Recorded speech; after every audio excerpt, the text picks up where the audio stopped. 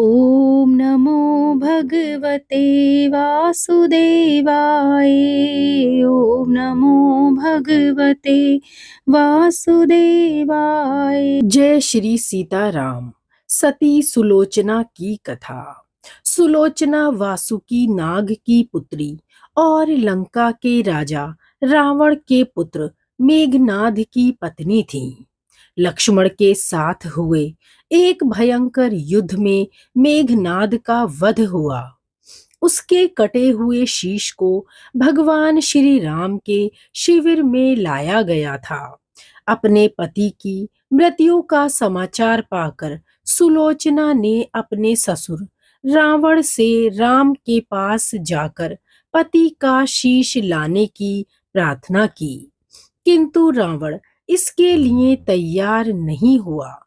उसने सुलोचना से कहा कि वह स्वयं राम के पास जाकर मेघनाद का शीश ले आए, क्योंकि राम पुरुषोत्तम है, इसीलिए उनके पास जाने में तुम्हें किसी प्रकार का भय नहीं करना चाहिए। रावण के महापराक्रमी पुत्र इंद्रजीत यानी मेघनाद का वध करने की प्रतिज्ञा लेकर लक्ष्मण जिस समय युद्ध भूमि में जाने के लिए प्रस्तुत हुए, तब श्री राम जी ने उनसे कहा, लक्ष्मण, रण में जाकर तुम अपनी वीरता और रण कौशल से रावण के पुत्र मेघनाद का वध कर दोगे, इसमें मुझे तनिक भी संदेह नहीं है। परंतु एक बात का विशेष ध्यान रखना कि मेघनाद का मस्तक भूमि पर किसी भी प्रकार से ना गिरे, क्योंकि मेघनाद एक नारी व्रत का पालक है और उसकी पत्नी भी परम पतिव्रता है। ऐसी साध्वी के पति का मस्तक अगर पृथ्वी पर गिर पड़ा तो हमारी सारी सेना का ध्वंस हो जाएगा और हमें युद्ध में विजय की आशा त्याग देनी पड़ेगी। लक्ष्मण अपनी सेना लेकर युद्ध भूमि में चल पड़े। समर भूमि में उन्होंने वैसा ही किया। युद्ध में अपने बाणों से उन्होंने मेघनाद के मस्तक को उतार लिया, परंतु उसे पृथ्वी पर गिरने नहीं दिया। हनुमान जी ने उस मस्तक को रघुनंदन के पास लेकर आ गए। जब लक्ष्मण जी ने बाणों से मेघनाद पर प्रहार किया, तब मेघनाद के शीश को हनुमान जी ने अपने हाथों से उतार लिया और उसी मस्तक को रघुनंदन के पास लाया गया। मेघनाद की दाहिनी भुजा आकाश में उड़ती हुई उसकी पत्नी सुलोचना के पास जाकर गिरी। सुलोचना चकित हो उठी। दूसरे ही क्षण अत्यंत दुख से कातर होकर वह विलाप करने लगी, पर उसने भुजा को तनिक भी स्पर्श नहीं किया। उन्होंने सोचा, संभव है यह भुजा किसी अन्य व्यक्ति की हो। ऐसी दशा में पर पुरुष के स्पर्श का दोष मुझे लगेगा। निर्णय करने के लिए उन्होंने भुजा से कहा, यदि तू मेरे स्वामी की भुजा है तो मेरे पतिव्रत की शक्ति से युद्ध का सारा वृतांत लिख दे। भुजा के हाथों में दासी ने लेखनी पकड़ा दी। लेखनी ने लिख दिया, प्राण प्रिय, यह मेरी ही भुजा है। युद्ध भूमि में श्री राम के भाई लक्ष्मण से मेरा युद्ध हुआ। लक्ष्मण ने कई वर्षों से पत्नी, अन्न और निद्रा छोड़ रखी है।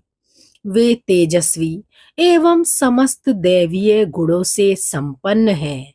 संग्राम में उनके साथ मेरी एक भी ना चली। अंत में उन्हीं के बाणों से विद्ध होने से मेरा प्राणा अंत हो गया। मेरा शीश श्री राम जी के पास है। पति की भुजा लिखित पंक्तियां पढ़ते ही सुलोचना व्याकुल हो उठी। पुत्र वधू के विलाप को सुनकर लंकापति रावण ने आकर कहा, शोक न करो पुत्री, प्रातः होते ही सहस्त्रों मस्तक मेरे बाणों से कट कट कर पृथ्वी पर लौट जाएंगे और मैं रक्त की नदियां बहा दूंगा। करुण चित्कार करती हुई सुलोचना बोली, पर इससे मेरा क्या लाभ होगा पिताजी? सहस्त्रों नहीं, करोड़ों शीश भी मेरे स्वामी के शीश के अभाव की पूर्ति नहीं कर सकेंगे। सुलोचना ने निश्चय किया कि मुझे अब सती हो जाना चाहिए, परंतु पति का शव तो राम दल में पड़ा हुआ था, फिर वह कैसे सती होती? जब अपने ससुर रावण से उसने अपना अभिप्राय कहकर अपने पति का शव मंगवाने के लिए कहा, तब रावण ने उत्तर दिया, देवी, तुम स्वयं ही राम दल में जाकर अपने पति का शव प्राप्त करो। जिस समाज में बाल ब्रह्मचारी हनुमान, परम जितेंद्रिय लक्ष्मण तथा एक पत्नी व्रती भगवान श्री राम विद्यमान है, उस समाज में तुम्हें जाने से तनिक भी डरना नहीं चाहिए। मुझे विश्वास है इन स्तुत्य महापुरुषों के द्वारा तुम निराश नहीं लौटाई जाओगी।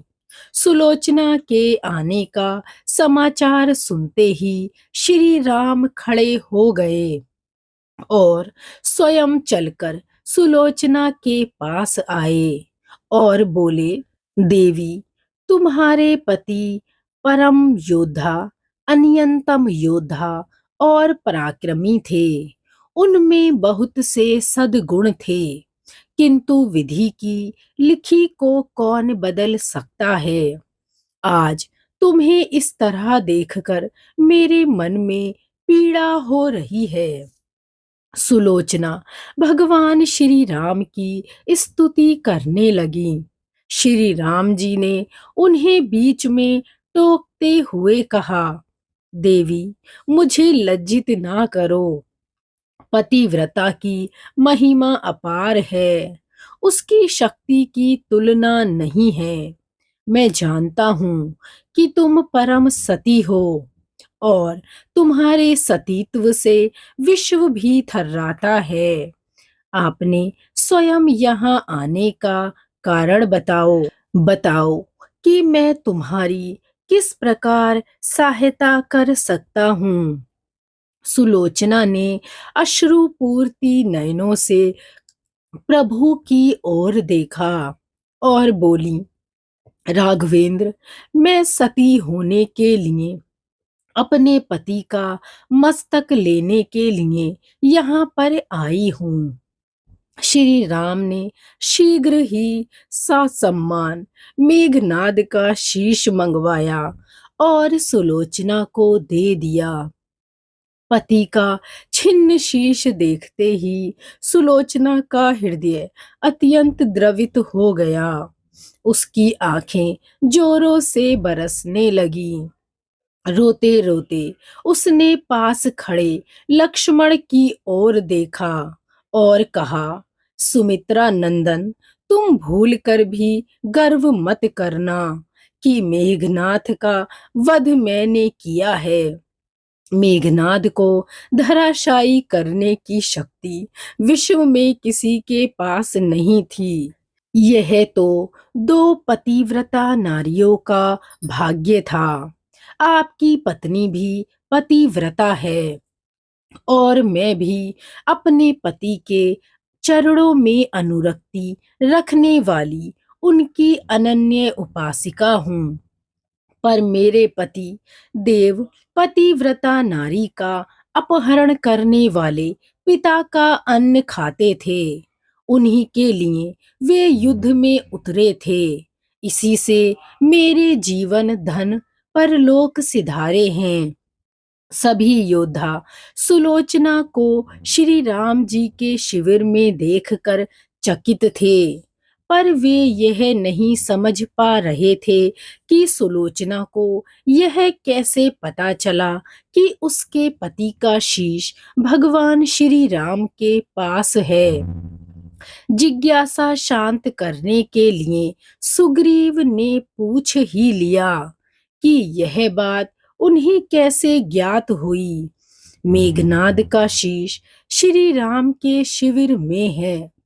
सुलोचना ने स्पष्टता से बता दिया कि मेरे पति की भुजा युद्ध भूमि में उड़ती हुई मेरे पास चली गई थी। उसी ने मुझे लिखकर बता दिया था। व्यंग्य भरे शब्दों में सुग्रीव बोल उठे, निष्प्राण भुजा यदि लिख सकती है, फिर तो ये कटा हुआ सिर भी हंस सकता है। श्री राम ने कहा, व्यर्थ की बातें ना करो मित्र। पतिव्रता के महात्म्य को तुम नहीं जानते। यदि वह चाहे तो यह कटा हुआ सिर भी हंस सकता है। श्री राम की मुख कृति देखकर सुलोचना उनके भावों को समझ गईं।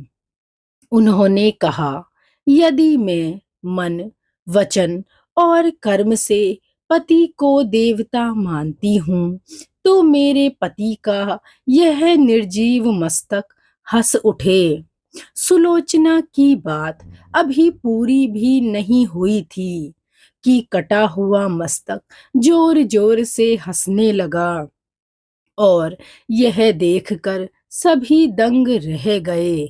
सभी ने पतिव्रता सुलोचना को प्रणाम किया। सभी पतिव्रत की महिमा से परिचित हो गए थे। चलते समय सुलोचना ने श्री राम से यह प्रार्थना की, हे भगवान, आज मेरे पति की अंत्योष्टि है। मैं उन्हीं की सहचरी उनसे मिलने जा रही हूँ। कृपया आज युद्ध बंद रहे। श्री राम जी ने सुलोचना की प्रार्थना स्वीकार कर ली। सुलोचना पति का सिर लेकर वापस लंका आ गईं, और लंका में समुद्र तट पर एक चंदन की चिता तैयार की गई।